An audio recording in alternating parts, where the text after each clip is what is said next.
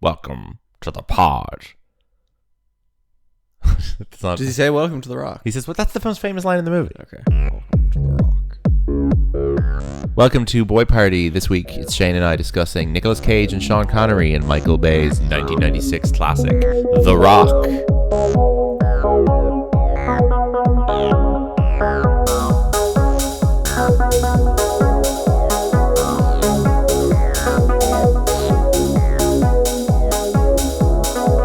Fade out the music.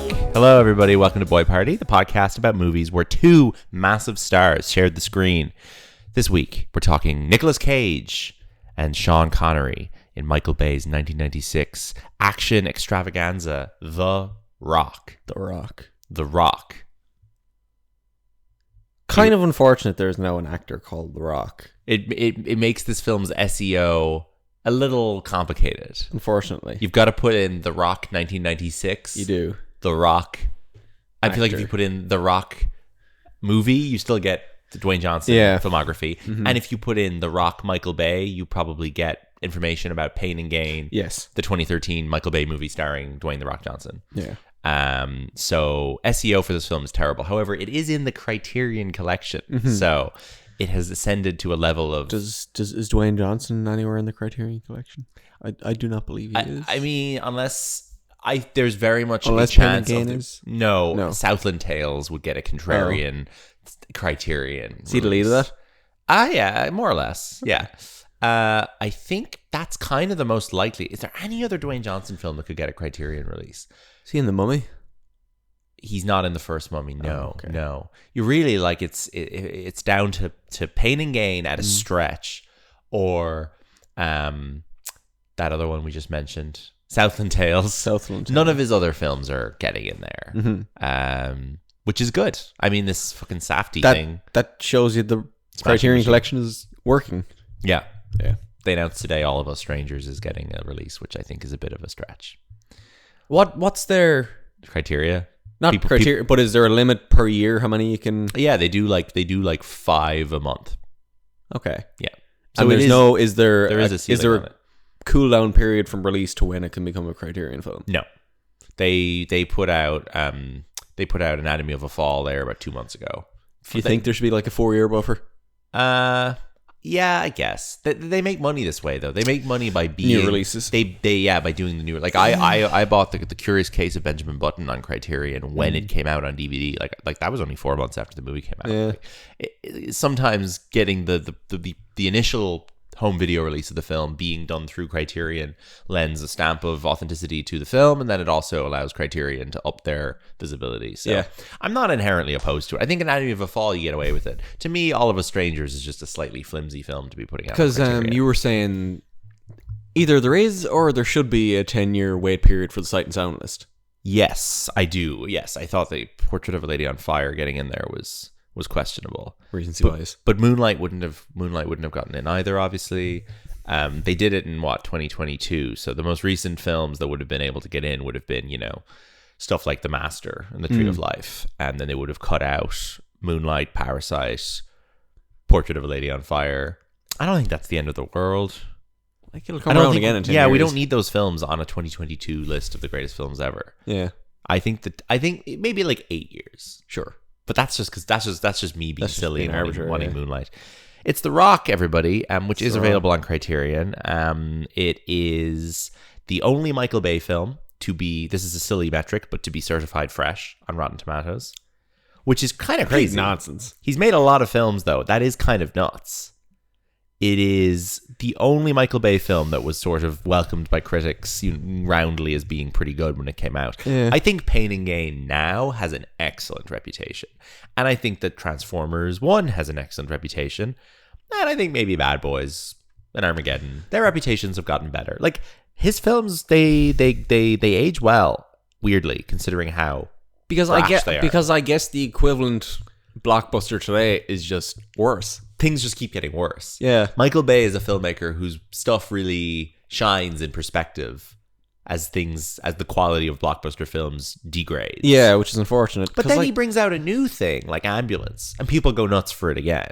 So like, positively, yeah, as in, I just think that the culture has now come around on his style. Yeah, not just so that his earlier films are considered good relative to today's slop, but that the things that he does in the present day are seen as being more stylistically interesting than anything people are doing today. I think because he is still fond of like shooting on location and stuff. Oh, and he that shoots, kind of thing. He shoots on location. He puts his money on the screen. Yeah. He does a lot of practical effects. He's doing in Ambulance. He does all sorts of crazy stuff with drones that I've never seen done in a Hollywood film before. He's got an interest in creating a lot of movement and excitement within the shot. You can see where the money goes. Yeah, which is important. Yeah, and there's. I think the next guy to benefit from that might be Zack Snyder, but also Zack Snyder is just nowhere near as energetic as Michael Bay. He's quite a lazy filmmaker in a visual sense. He's just and Michael Bay is like has a slightly better grip on what eroticism is. Yes, he does, but too much. You know, a little bit. He goes too far. Michael Bay is probably the only mainstream filmmaker working today whose films are too sexual. It's kind of fascinating, right? Yeah. Everybody else we complain about, oh, this is a sexless film. They've completely taken the eroticism out of it. And Michael Bay, you're like, buddy, you got to turn this down. Pull your pants up. Pull your pants up. Buckle your belt. This is really, really irresponsible. I mean, print a new script that's not sticky. Come on. Yeah, this film weirdly kind of doesn't have that problem. I feel like there's a bit of just kind of like unnecessary sort of straddling early on. Sure. But then there's no further sexualized. I don't think that's egregious given the it makes the sense. situation. It makes sense. But it is interesting that he goes from this. This is his second film, by the way, after Bad Boys. And then a couple, within 11 years, he's making the Transformers movies, which, very fetishize high school girls in ways that are bordering on criminal. And the man really sullies his reputation as a pervert. Yeah. With those films. Pain and Gain kind of gets away with it. That's just a real like sleaze, Miami sleaze movie anyway. Sure. And then Ambulance, I don't recall Ambulance being particularly sexual. Ambulance has like a big like gay storyline in it with gay men, but I think it's all done. That's mostly takes place just conversational.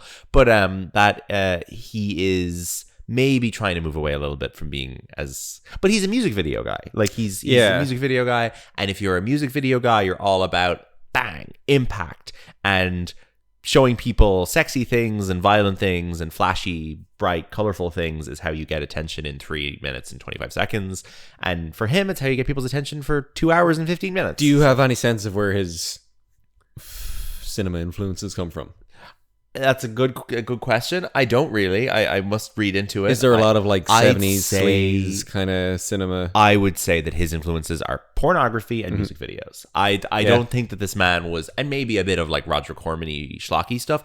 I don't get the sense that this man like studied in great detail like French cinema at any point. I could be wrong. I'm sure he went to film school, but like he understands how to shoot things. But I do think that his influences seem to me to come more from the seedier and more the more like instant gratification side of the entertainment world, rather than like cinema that lets you really sit in it, Sure. The Rock is a very clear kind of late stage Die Hard in a X movie. You have Die Hard. A man is in a skyscraper and there's terrorists. You have Speed. A man is on a bus and there's terrorists. You have various iterations of guy has to fight terrorists in an interesting location, which kind of goes on for, and at this stage has been going on for 10 plus years. And you get to The Rock and it is very sweaty setup, but good payoff that a domestic terrorist played by Edward Harris has taken over Alcatraz. He's a former Marine who is upset that all the soldiers that have died alongside him, because they were like classified Marine specialists, they got no recognition. The families got no compensation. Yeah, they were received no recognition at all. And he's just like, I want the families to be compensated for their service and death. Yeah, and for some notoriety to be given to him. So it's a noble cause. That's kind of the setup of the film. That's why he can recruit 20 other mercenary. He also recruits army them with guys. Promise of $1 million each. Yeah. But we instantly see him at the grave of his wife, the grave. Sorry, this is the funniest thing. He goes to the grave and it says the name of a woman, and on the top of it, in the biggest letters on the gravestone, it says his wife. But it has to be his wife. Yeah. It can't be anyone else's wife, but he's not buried beside her, so we don't understand why does And there are other graves. her gravestone say his wife. It makes no sense. We don't, like, we can look into it. Our assumption is that there is a plot for him beside her. Yeah. But you wouldn't do that in the reverse order. If the wife died first, you're not writing his wife until the husband dies. It's a military. Surely. It's a military graveyard, so maybe that's how. Maybe it works. that's the thing they do. The other theory we had is like we screen tested this, and no one knew who the grave was. Yes, people couldn't and figure they it had out. to just write it on it. It was the only solution they could come up with. Yeah, it was like his wife. The only other option would have been to have him in voiceover going, My wife. "I visited my wife's." Him going, "My wife." Yeah, My wife. You just CGI his mouth to go, "My wife." It would be great. Yeah. So it is a vaguely original premise, but also a complete knockoff of many other action movies. But it is, not based on anything. And basically, the terrorist Alcatraz siege begins, and the U.S. government calls in two men to help. Guy number one, Nicolas Cage, a chemical weapons guy For the FBI. who's very good at uncorking scary bottles of chemicals and figuring out what's inside. And then guy number two is Dr. Stanley Goodspeed is Nicolas Cage's character. Yes. Apologies. Character number two is Captain John Patrick Mason, John MI6 SAS, played by Sean Connery, and he is the only man to ever escape from Alcatraz. He is first seen kind of like maximum security. He's got long hair and a beard. He looks like Gandalf. He looks absolutely sick.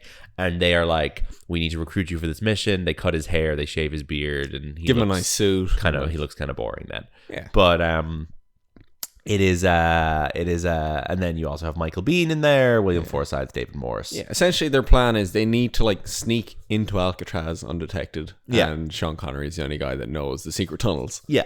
So you have instantly paired a military action man with a kind of slightly goofier chemicals guy. Although I would say Nicolas Cage in this doesn't look unfit to be an action star. Nope. Like if you wanted it to be really goofy, you'd cast the chemicals guy with, a nerd. But he still essentially has to be a field agent for the purpose of the film. So he's like a reasonably... And Cage fit was guy. not known as an action man at the time that he was cast in The Rock. This is really the first of that era of his career, which has literally been going on for 25 years now. Yeah. They can't get him. We can't get him out of it no matter what happens. Basically, this comes out in the summer of 1996. He wins his Oscar in the spring of 1996. Okay. So in between filming The Rock and The Rock being released, he wins his Oscar. And you have to ask yourself, well, maybe if he had won his Oscar 1 year earlier, he wouldn't have been in The Rock. He would never have become an action movie guy. He would have just remained a dramatic actor, and we would have a very different outcome for Nicolas Cage's life and career. I would love to know. But I don't know. Sean Connery, also an Oscar winner at this point, which is something I always forget. He won for Best Supporting Actor in The Untouchables in the late 80s. And he is in his late 50s when he wins, but he's got a full bald head. And as Sick Boy in Trainspotting reminds Renton, he didn't rate him in The Untouchables at all, and they only gave it to him as a pity thing because he was getting old. His Oscar speech I watched just before recording basically amounts to him joking that he promised his wife he'd give her his Oscar and has decided not to because he found out how valuable it is. Sean Connery, always a good man for having contempt for the women around him, but clearly just undeserving of that Oscar, and a bit silly that he won it, but what can you do? I think Sean Connery, with all respect, might be one of the worst actors ever to win an Oscar. Like, really, like the man is a fun movie star, but he's not a talented dramatic actor. My favorite Sean Connery film, of course, is Darby O'Gill and the Little People. in which he does a very poor Irish accent. Huh. Have you ever seen Darby O'Gill and the Little People? Bits and pieces. Yeah. I wasn't aware that was Sean Connery in there. So he's the young, handsome guy who the daughter's going out with in it. He was of Irish. So two of his paternal great grandparents were from Wexford, and they emigrated to Scotland in the mid-19th century. And his great-grandfather, James Connery, was an Irish traveller. Now, he strikes me as a person who would have not had very nice things to say about travellers, given his basically right-wing conservative views in every other facet of his existence. Yeah. So I'd be interested to know how he felt about that one. But, God, it would have been cool to have Sean Connery come back and do a movie where he played a traveller. Sorry, a few weeks ago, weren't we reading a list of Indigenous people to win Oscars? And Sean Connery came up on the list. Yes, I forgot about this. Yes. And we were very surprised. Because the list was like Taika Waititi. We were watching Dances with Wolves. Yeah. And a bunch of the people involved in that were on the list of nominated Indigenous people. And then they had, Sean Connery was on there. We were laughing at how funny that was.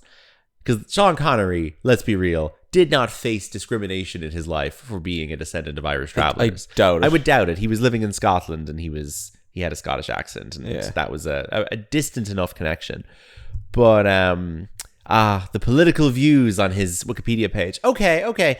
Maybe I've been unfair. He was a member of the Scottish National Party, who are fine, generally left-wing. He supported them financially and through personal appearances. And he stopped funding them in 2001 because he wasn't allowed to anymore because he didn't live there. All right, so perhaps my referring to him as a right-wing conservative person was heavily based on premature, a single instance. Heavily based on him being misogynistic and saying that he liked hitting women. He may have been theoretically liberal in other ways. Very close friends with Michael Caine, which is fun. What is Scottish people's relationship with Bond as a British icon? With Bond, I don't know. I think Scottish people generally like Sean Connery. I think that he is I think that he is a national treasure, and I don't think that most Scottish people have an issue with him. Yeah, when he died, I was certainly among the people going, right, we don't need to eulogize this guy too much. He's very old and he hated women. But, a lot of the movie stars that I talk about how much I love on this podcast from 20th century probably had very bad attitudes to women and other groups. So he was a 20th century movie star who just kind of hung around a little bit too long, and his bad opinions caught up with him, I suppose. Had he died, you also just don't think he was in that many good films. He's not someone I have much affection for because I'm not a Bond person. But Darby O'Gill and the Little People is one of his first films. He plays Michael McBride. I mean, I guess his character in that is kind of traveler coded. He is anyway the local kind of workman who the daughter of Darby O'Gill is going out with, and he's fun in it. He then gets cast in Dr. No in 1962, and he just does 3 Bonds in a row. Then in 1964, he works with Alfred Hitchcock in Marnie, which is a middle of the road Hitchcock film that I don't particularly love. He then goes away as Bond and comes back. And he does The Man Who Would Be King. He does Robin and Marion with Audrey Hepburn, and this is the point at which they're kind of prematurely declaring him to be an old man. Robin and Marion is like a what if Robin Hood was old as shit movie, and that comes out in 1976. And Sean Connery was 46 in that film. Like, you would think watching that film that role was being played by like present day, like today's Anthony Hopkins or something. If I remember it correctly. Then he pops up in shit like Time Bandits. He's in, like, he does his last Bond movie in 1983, Never Say Never Again, which is a he would have been 53. Yeah, that's a fake off-brand Bond movie that he comes back to play James Bond in. It's like if is this the one with the 5 directors? No, that's OG Casino Royale. That's OG Casino Royale. He's not in that, but Never Say Never Again was made by the same studio who made Casino Royale, as far as I know. They did not own the rights to the books. They owned the rights to one book, Thunderball. So they remade Thunderball as Never Say Never Again, because Thunderball had been made, I think I'm right in saying Thunderball had been made with Roger Moore. I don't know about that. But anyway, basically, they made an off-brand Bond movie. This is the equivalent of like if Did they do this with Spider-Man? No, not really. not really. I'm trying to think. Okay, this is like if Lionsgate bought one of the Harry Potter books, but not the other 6. Yeah. And they got Daniel Radcliffe to come back now and do a remake of the one Harry Potter book that they own the rights to. Yeah. And Warner Brothers and J.K. Rowling couldn't do anything about it. Yeah. It would be very peculiar indeed. Ridiculous. And then he's just like, he does supporting roles in like every movie that's set in the Scottish hills or the French fucking Alps, or anytime they need like kind of a hairy, gruff guy, they get him to come in. Guy in a turtleneck. Like. Yeah, Highlander, The Name of the Rose. He plays Indiana Jones's dad just after winning the Oscar. Didn't they try to get him for Skyfall to be the man in the... That's what I was going to say. Yeah. Yes, so he had retired at that point. So he does The Hunt for Red October. He does fucking Medicine Man, which is this terrible John McTiernan movie. He just makes loads and loads and loads of shit in the 90s, makes a ton of money, just inflates his bank account, and then his final ever film on-screen appearance is 2003, The League of Extraordinary Gentlemen, a famously massive flop, and he never works again. Partially due to the fact that it was a massive flop. You would imagine, this is a common theory, although never confirmed by Sam Mendes, that the role in Skyfall was written for him, that Albert Finney ends up playing, which would have been very fun, but I'm glad it's Albert Finney, because I think if Sean It would have been Connery too much. shows up, you would lose track of the movie. Yeah. I think that him showing up in a surprise cameo in that film would be just a major distraction from how good the action in that part of the film is, you know, whereas Albert Finney kind of slots in perfectly. So Sean Connery kind of like, you know, did a kind of an ideal thing where he just spent his 60s and early 70s just raking in cash, and then he spent the last, you know, 16, 17 years of his life retired and happy and rich. And like Gene Hackman's obviously done similar, and he's gone on even longer. It's been 25 years in his case, retired. And it's kind of the ideal way to do it. Like, why bother acting into your 90s unless you really want to? Yeah. Michael Caine obviously really wants to, but I think he got out on time, and it's probably for the best. Yeah, I don't know. Acting is just a job to some people. It's just a job to some people. Well, what would Sean Connery have been doing in the 2010s? I don't think anything of interest. The British version of The Intern. Sure, yeah. The Intern with him and fucking Emily Blunt. Like, is there a funny English word for intern? The gap year student. I don't know. I can't think of one. We'll think of one later. The Rock Work placement uses him well. Yeah, the work placement. The Rock uses him well as just this kind of like funny, kind of smart, fucking cool guy. I don't know. Kind of whatever legacy hero action man that's like coming back to share his knowledge. Yeah, whatever. like he's old in this. Yeah. You had old James, like this is what Pierce Brosnan could be doing today. Is he not? No. Not really. Well, Pierce Brosnan's just kind of operating in this weird space of doing like kind of red boxy shit that Liam Neeson does because it pays well, and then doing like real serious dramas. Yeah. He doesn't seem to want to be, and he's in Black Adam, but like, I don't know. I guess they don't make these movies now. They don't. They're not making a movie where they're casting an old grizzled action man. And Pierce Brosnan's probably below Liam Neeson on the list. I think so. I mean, I guess the closest they're doing right is they're putting Harrison Ford in Marvel now as a new president who's also maybe Red Hulk, Thaddeus Ross, and like that. Harrison Ford still being around is taking work away from Pierce Brosnan, I guess, because they're still on that generation. You have to. Well, that's what he's doing in Black Adam. I guess that's what he's doing in Black Adam. But like Harrison Ford needs to retire before we can get to the Pierce Brosnan era of being the grizzled guy you put in your movie. Like, but anyway, should be doing more musicals as well. Yes, Sean Connery brought his own writers onto the project to write funny dialogue for him, and they did it. I bet you can go along and pick out the jokes that they apparently wrote the prison rape joke that we were rolling our eyes at was written by his boys, his funny Englishmen that he brought in to write for him. It honestly, when they got to that joke, it felt like all the background noise, all the score just immediately stopped. And everyone you could just hear someone in the back of the cinema going. I may as well reveal my big twist to you now that I was looking forward to telling you. So, this film has 3 credited writers. Okay. There is another writer who wrote, according to Michael Bay, most of the film that was uncredited due to a WGA arbitration. Michael Bay went into the trades complaining about that guy, complaining about the arbitration and how that guy hadn't gotten credit. But there were 2 other uncredited script doctors on this film. Yes. This is a little behind-the-scenes boy party of its own. The Coen brothers. No. Uncredited work on this film was done by Aaron Sorkin and Quentin Tarantino. Oh, no. Isn't that incredible? Huh. That's amazing. That's an amazing fact. So Aaron Sorkin apparently sprinkled some of his magic onto the fucking Leo McGarry, John Spencer character, who is literally the character from The West Wing. Yes. Oh, who there's is a just like, connection there. who is just like, yeah, well, we have the government problem to do this thing. That shit was apparently, We do not negotiate with terrorists. yeah. Kinda, Apparently, a lot of the kind of the like presidential government-y bullshit was written by Aaron Sorkin. This is 96, so this is just before The West Wing. It's after the American president, I suppose.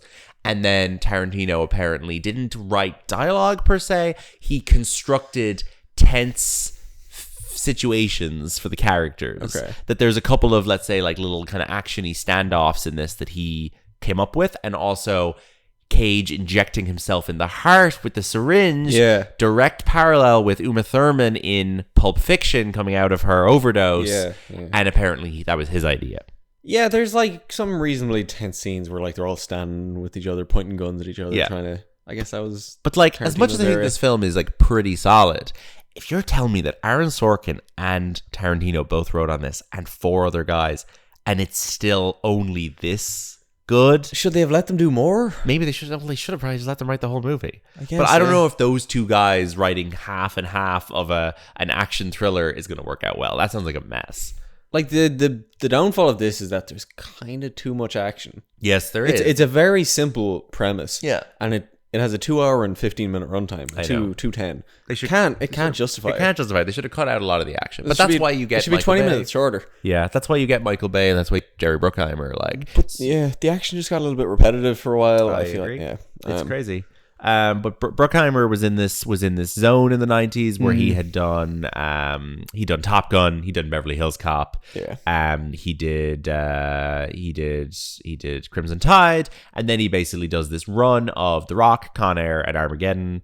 Making money. Enemy of the State, Gone in 60 Seconds, Pearl Harbor, and then he does Pirates of the Caribbean and basically just does, and then National Treasure, and then just does Disney movies. But all these relationships are being built around this time with him and Nicolas Cage, with him and Michael Bay, with him and Ed Harris. You end up having Ed Harris, Nicolas Cage, and Jerry Bruckheimer all back together again in our beloved National Treasure Book of Secrets 11 years after this. And these are relationships that I guess are important to my understanding of what action cinema is. Like National Treasure and National Treasure 2 are probably the first like guns and car chase action movies I ever fell in love with when I was like 8 years old. So which it's fun. Those are like kind of like watered down kids versions of these kinds of movies. I really like that fact actually. But it is fun that like him and Cage developed such a good Having your slate of guys probably helps get projects made. Oh, for sure. And if those guys are like incredibly reliable for several years. Yeah. And also this film has 2 Oscar-winning actors from the past 7 years in it, which really helps. But What's the modern equivalent of that today? I don't know. This would be like having fucking, I don't know. The modern equivalent today is hard to just think of. But no, Gosling hasn't won an Oscar. No. Yeah, it's kind of like having... it's like having, I don't know. That's the thing. Things work differently today. I don't know. And it's like having Cillian Murphy and, I don't know. There's no, like, beloved... McConaughey in a film or something. I don't know. I guess. I don't know. Ugh, if only we had a podcast about when movie stars worked Funny together. we did. Now, I have so much about Nicolas Cage in my brain that this episode isn't going to be the place for all of it. I read a book about him, Age of Cage by Keith Phipps, 4 decades of Hollywood through one singular career. It is a great little book that is kind of just like how Nicolas Cage's career charts the death of the traditional leading man, the history of nepotism in Hollywood through the Coppola family, all the way through to his action movie era in the 90s and how action movies in the 90s were being done, through to the Disney National Treasure, Sorcerer's Apprentice stuff, and then the Red Box shit that he's been doing for the last 15 years. And then finally, his recent comeback as kind of a weird, like, A24 king, Yeah. because people with Twitter accounts and Letterboxd accounts have so much affection for him that he can open a $20 million indie movie now like nobody's business. Yeah. So interesting book. If any of those things sound good to you, which they are all fascinating topics to me, I'm sure we'll have more Cage opportunities. The issue with Cage is kind of that all the boy party movies he's in are from this exact window in the 90s. Face Off and this and Con Air. I'm not doing Face Off. I know. Sorry. I'll have to use my imagination and come up with a more recent one. Because Wild at Heart? Wild at Heart, I think at a stretch we could push to, yeah. Do you think that's a Cage primarily thing? Do you not think that's No, I just don't think that they were stars? I don't think that movie was being perceived as a 2 movie stars movie. Okay. That's just like a David Lynch movie with these great actors. I don't know. Right. Maybe I'm wrong. I'll do run through very quickly my top 12 Nicolas Cage movies, because this is number 13. Okay. I got Wild at Heart at number 1. Yeah. National Treasure, Book of Secrets. Of course. National Treasure. Martin Scorsese's Bringing Out the Dead. Adaptation. It Could Happen to You. Raising Arizona. Then I've got Dream Scenario at number 8. Yeah. City of Angels. Good Joe. Matchstick Men. Con Air. Then The Rock. And then Face Off. I've seen him in 35 movies. Not bad. What's the worst? The worst is Army of One, in which he goes to kill Osama bin Laden with Russell Brand, Sounds who fantastic. plays God, Sounds from wonderful. the director of Borat. God. Not a good film. Not a good film. Wait, who directed Borat? Larry Charles, I believe. So Nicolas Cage, anyway, just to kind of briefly touch upon, is in his action movie zone for the first time here. I think it's great. I think it's so great because I think that they haven't yet put any kind of cork on the lid of his thing not really computing with action movies. So he is just doing a bananas performance. You're like, it's not totally OTT in the way that some of the later ones are, but it's like, this guy is Like, it's definitely on something. It's more bizarre when he's not doing the action stuff. I think the action drowns it out a little bit. Yeah, Like there's maybe. stuff at the beginning where he's just like chatting to his wife and she tells him she's pregnant and stuff, and he's just pulling all sorts of faces. Yeah. Like he does not react to things in a traditional No, and he does his way. classic thing of shouting the last word of a sentence. Yes. Funny. He's got to react to information like this. Oh, so you're telling me you're pregnant? Yeah. It's Brilliant. It's very good. Do you want to guess if him or Connery has a higher box office? I guess by virtue of inflation, I'd kind of go with Cage just because he's making stuff since 20... We're not doing, like, the Bond movies aren't being adjusted for inflation here. So that's the thing. Keep that in mind. Yeah. Connery hasn't made that since 2003. Yeah. So Cage's movies have made $6.2 billion and Connery's have made $3 billion. Cage's biggest hit ever is The Croods. Tragic. Oh. That's tragic. What's that, like 600 million? Yeah, about that. Yeah. And then Book of Secrets, and a phenomenal success. $457 million. I would say one of the most successful films ever to set up a sequel and not have that sequel delivered. It must be. Yeah. Like, that's crazy. And then The Rock is actually his third biggest film, $336 million. Also in there you got G-Force, Ghost Rider, actually, the first one made a lot of money. Ghost Rider, Croods 2, Knowing. I've talked about it. I've mentioned these. World Trade Center, big hit. Like, the man had a lot of draw in the early 2000s. A lot of those films did very well based on just his name alone. Yeah. And as we said, his films now are overperforming. Stuff like Pig and Dream Scenario, they're doing better than they would with any other actor. And Longlegs is coming out in a few weeks. That's going to do well. And he's got loads of interesting stuff on the horizon. Probably more interesting stuff than if he was making Jerry Bruckheimer movies, you know? Yeah. So I think he's on a nice little trajectory now to being interesting again. He has his Oscar. He doesn't need to, like, try too hard for the Oscar the way that the Brendan Fraser thing worked out. He's kind of in a comfortable position now where his debts seem to be paid off. He's aware of the affection from serious people that there is for him rather than goons. Like, he travels in good circles, I imagine, being involved with the Coppolas. Yeah, exactly. And he's going to all of Francis's events for Megalopolis and, like, obviously meeting cool people at those. So he's kind of got nothing to lose at this point. Yeah, no, he doesn't. And then his actually family connection, the cinematographer on The Rock is John Schwartzman, who is a member of the extended Coppola Schwartzman Shire fucking clan as well. He is Jack's son and Talia Shire's stepson, which makes him Jason Schwartzman's half brother, which makes him Nicolas Cage's something cousin once removed, shit like that. Nicolas Cage is married. He's some relation to Elvis and Michael Jackson also. Yeah, so Nicolas Cage was married to Lisa Marie Presley. Yeah. He was married to Patricia Arquette, then he was married to Lisa Marie Presley. Lisa Marie Presley was also involved with Michael Jackson. And Lisa Marie Presley died last year. Oh, that was his But her mother, Priscilla, is still alive. And her daughter is Riley Keough, who is now a big actress who was in Under the Bridge with Lily Gladstone. Riley Keough's a Presley. Riley Keough is now the sole heir to the Presley fortune. I did not know that. She's Priscilla Presley's granddaughter. So Priscilla and Riley are the two surviving Presleys because Riley's brother has died recently. Her mother, Lisa Marie, has died, Cage's ex-wife. Tragic family, and Michael Jackson obviously is involved and has died. Patricia Arquette and Nicolas Cage are like two of the only people in there who have sort of made it. Cage was married then to Alice Kim, Erica Koik, and now he's married to Rico Shibata. I think This is his fifth wife. This is his fifth wife. Wow. They've been married for 3 years, and he has 3 kids. And he is he's current only wife 60. He's only 60. So Total? Or 5 including the current wife. 3 kids total. Okay. I think he has a kid with Patricia Arquette. I think. Yeah, one of his kids is like a metal singer or something. I think people used to share photos of him online. Yes, he's cool looking guy. Yeah, seems like a nice person, nice father. We will talk about him again in future. There is so much to say. We could honestly, we could have done a whole podcast about Nicolas Cage if it was up to me. Yeah. But there's lots of other good ones. So why would we? So I'm also a fan of Mandy. I know you didn't watch. Oh yeah, fair. No, they're good.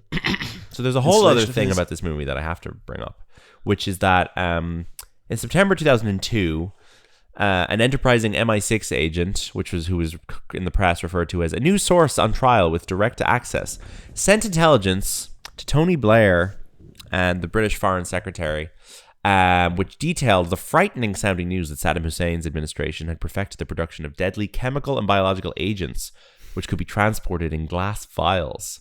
It was yet another reason, they said, why the Iraq War had to be pursued.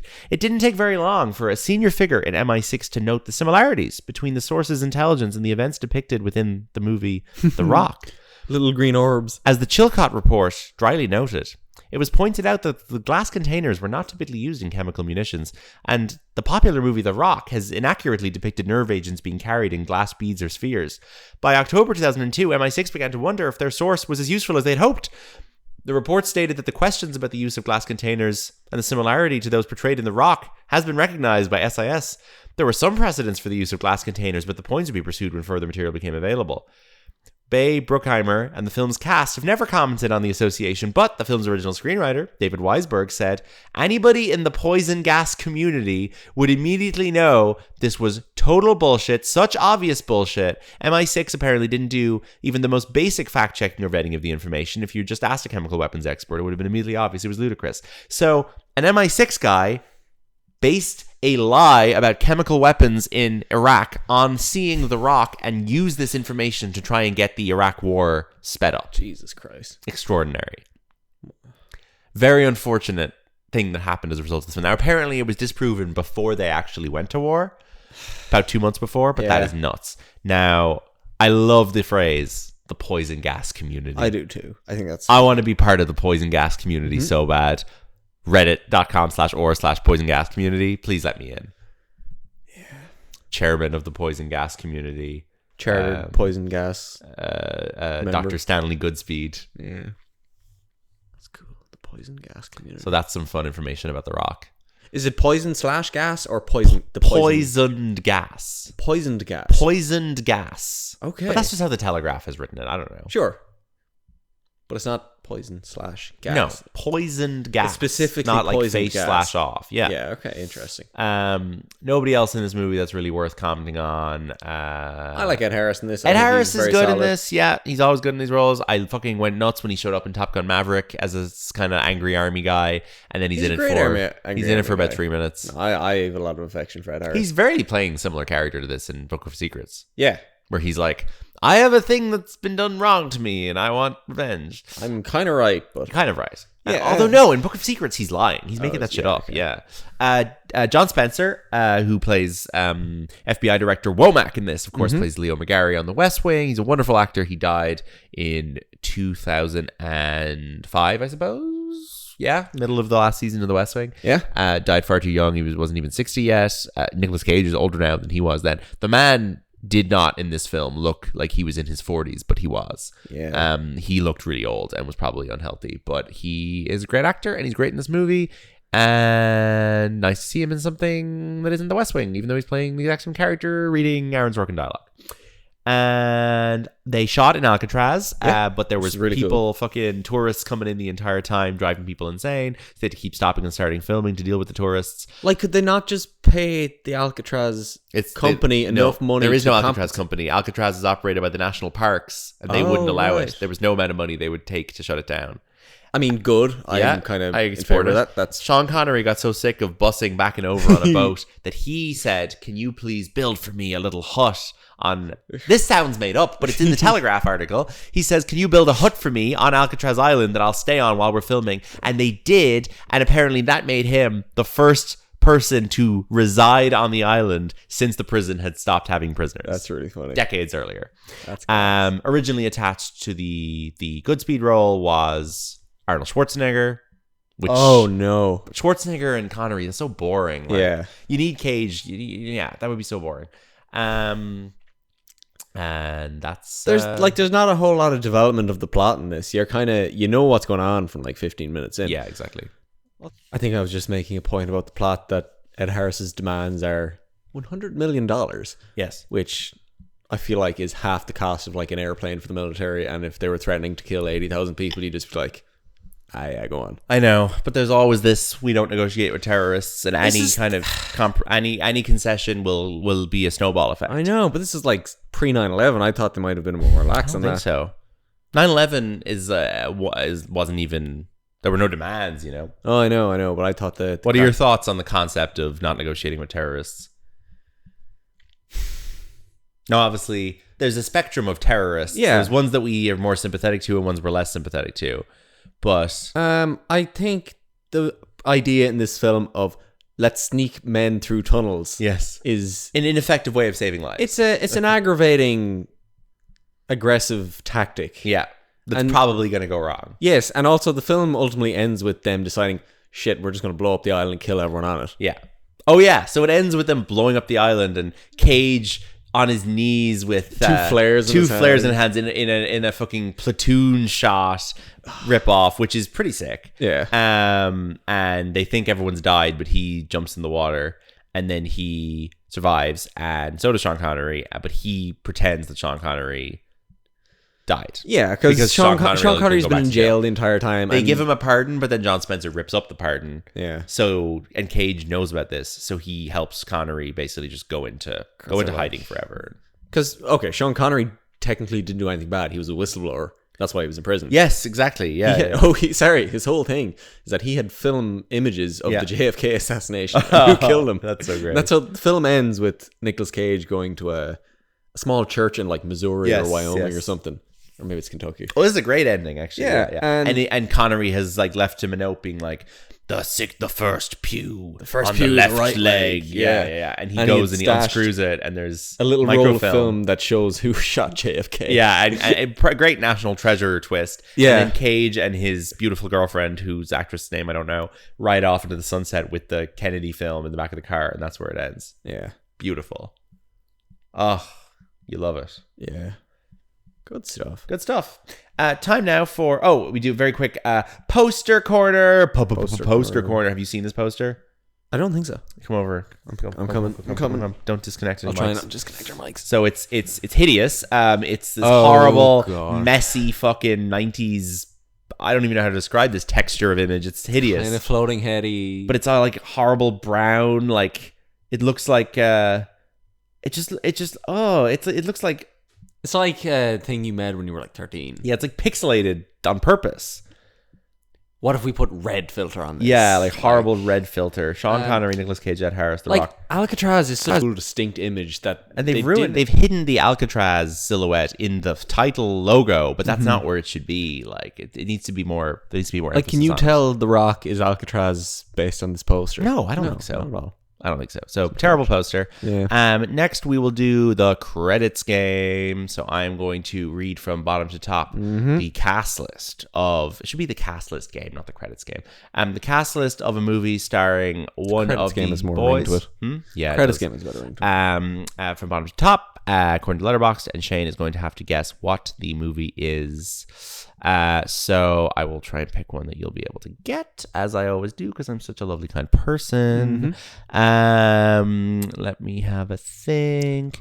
Nicolas Cage, interesting. Did you just give it away? Sean Connery, interesting. All right, I got one. Okay. Do you want the year? Of course You always say yes. The year 2016. Okay. Oh. It's not Sean Connery, so. Sure. Ugh, fine. Yeah.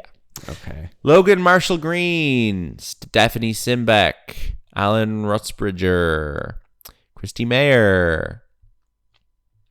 There's a name here that I'm going to have to skip because if I say it, it will instantly give it away. Okay. Because it is just a person who isn't in movies, and it'll just give it away. So I'm gonna skip this name, and I'll explain why later. Ben Chaplin, Birth, Jolie Richardson, Nicolas Cage. Now we have lots of names left to go. Right. Well, like quite a few. Okay, so it's a Nicolas Cage film from 20. No. Doesn't seem to be even close to the lead. Yeah, not really. I Okay. keep going. Yeah. Rhys Ifans, Lakeith Stanfield. Okay, we're gonna pause there for a minute. Yeah. Heath Stanfield, 2016. Yeah. This is like Atlanta time. First season, I guess. Just pre-Atlanta, yeah. Pre-Atlanta. I wouldn't have known who he was when I saw this. Like,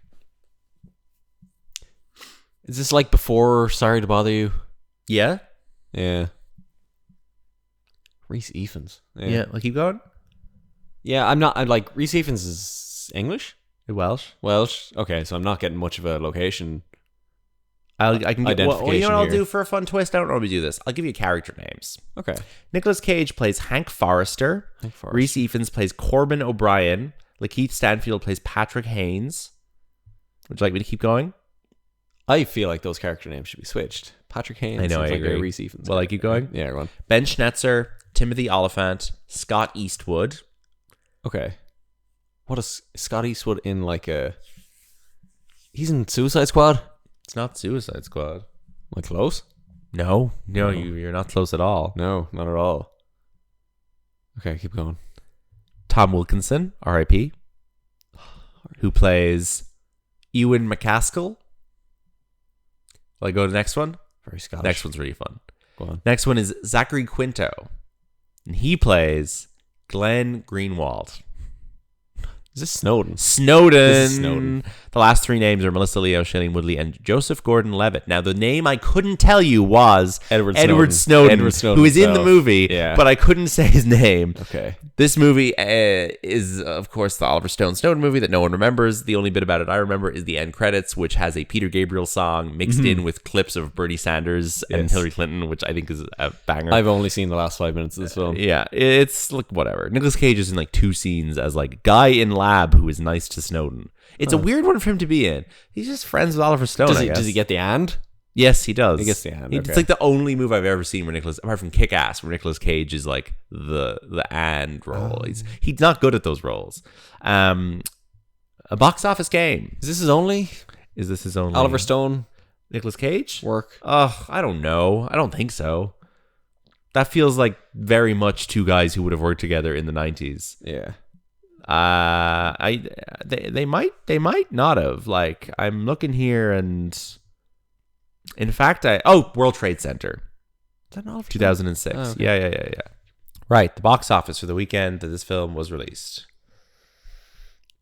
Independence Day, 96. Number 1 and number 2 is Mission Impossible. I got spoiled about that bit earlier, so I have to go a bit deeper than that. Would you have guessed that anyway? No, I wouldn't actually. They don't feel like they're films from the same time. Number 3. This is quite a fun one Okay. because it's relevant this month. This month right now. Yeah, very relevant. Because there's a new one out. I think so. Ooh. What's out this month? Big movie of the summer.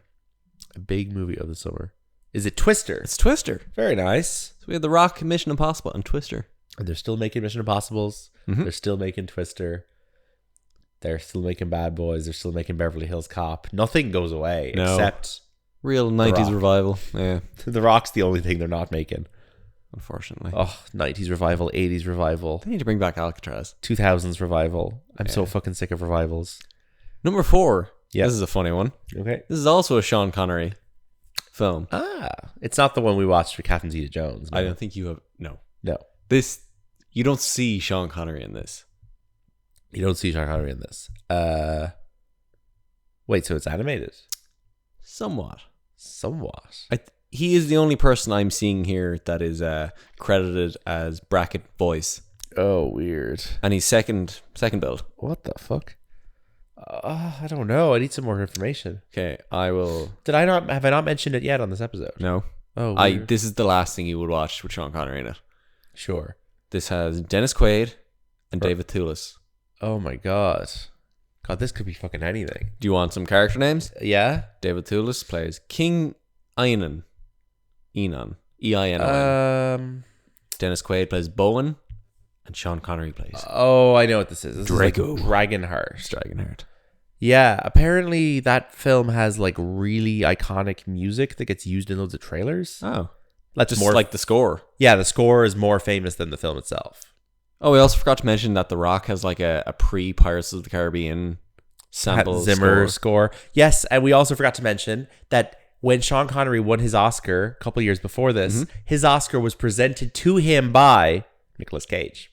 Oh. Yeah. That's a fun pair. That's a fun one, isn't I it? didn't know that. Very good. Yes. Yeah. So there's a bit of a... Dragonheart. So he was raking in the cash this year. Mm-hmm. I Next have up actually seen bits of that on TV over the years. It's not very good. is a Whoopi Goldberg-led film. Oh, Jesus. Okay. Frank Langella, Yeah. Dennis Farina, Yeah. You're naming great actors. and Ricky J. Ricky J. Dick Jenkins. Oh, Richard Jenkins. Yeah, I don't know what this is. This This is definitely something I haven't heard of. This is Steve Rash's Eddie. Eddie. This is Whoopi Goldberg holding a basketball in the poster. Oh, yeah. Fake movie. The newest coach in the NBA has got the Knicks right where she wants them. I'm sure people thought that was hilarious in 1996. Whoopi Goldberg coaches the Knicks. Yeah, like hilarious. You know, maybe worth a rewatch. A female-led sports movie is a rarity. The WNBA is on the rise. Yeah, the true. WNBA. Mm-hmm. Next up is a film. It opened in 6th place. Okay. It's not one I'm familiar with, so I will have to look it It up. opened in 6th place. It's got to be... I'm sure it hasn't stuck around. Probably not. When did The Phantom Menace come out? 99. Okay. I just gave it away. This is called The Phantom. The Phantom. Oh, with Billy Zane. I am aware of that film. You're telling me that opened in 6th place? Yeah. That's a very like early like Frank Miller. Pulpy comic of book the thing. Smashing Pumpkins. No, Billy Zane. Who am That's I Billy thinking of? Corgan. Oh, I just saw a bald guy. Billy Zane is the guy from Titanic. Yeah. He's also like He looks kind of like bald Billy Corgan. DJ Henley's like uncle was Billy Zane's like personal assistant. Okay. Yeah. What? There's a Billy Zane connection there. Catherine Zeta-Jones in this. Yeah, that's a real movie. I mean, that's like a real like early superhero movie. Like This is a phenomenal poster. It's got a great color. all right, one more. One more. This is an action movie of sorts, but is a parody of another action movie. Is it Austin Powers? No. Is it a parody? Starring... the name is a pun on like... Oh, is it Hot Shots? No. Oh, I don't know. Stars great action star Marcia Gay Harden. No, she's no fourth idea. build. Spy Hard. Oh, right. Leslie Nielsen. Yeah. Yeah. Yeah, I don't know. Die Hard was about 10 years old at this point. All right, that's enough. That's all. We're gonna wrap it everybody. up. Quick. Thanks for tuning in to our The Rock episode. We hope The Rock you is enjoyed. fine. Watch The it Rock, if you want. The Rock is fun. Watch it if you Sorry. want. Well, We'll do more. We'll do more Cage. We might do more Connery in future. Who's to say? Visit boypartypod.com for more episodes. You can follow Boy Party Pod on Twitter and Instagram. And tell your friends. And get home safe. Text us when you're back. We're getting noise complaints. Get out of our house. Thanks for coming to this rock party. Bye-bye. Bye.